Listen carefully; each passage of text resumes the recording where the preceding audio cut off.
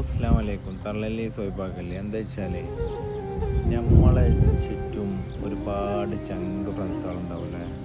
അതായത് നമ്മൾ ചെറുപ്പം തൊട്ടേ നമ്മൾ കൂട്ടുപിടിച്ച് നമ്മളെ കൂടെ വളർന്ന് വലുതായി വന്ന ഒരുപാട് ചങ്കുകളുണ്ടാവും.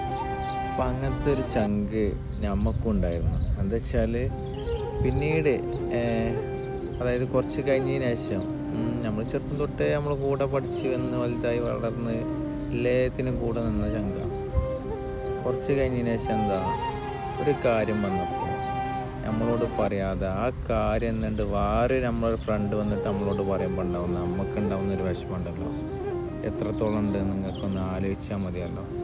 നന്നായിട്ട് ഫീൽ ചെയ്ത് നിങ്ങൾക്കും അങ്ങനത്തെ ആൾക്കാരുണ്ടാവും നിങ്ങളുടെ കൂട്ടത്തിൽ.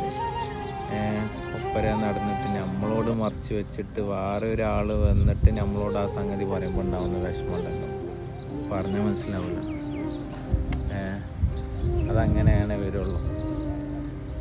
ഇൻഷാ അല്ലാഹ്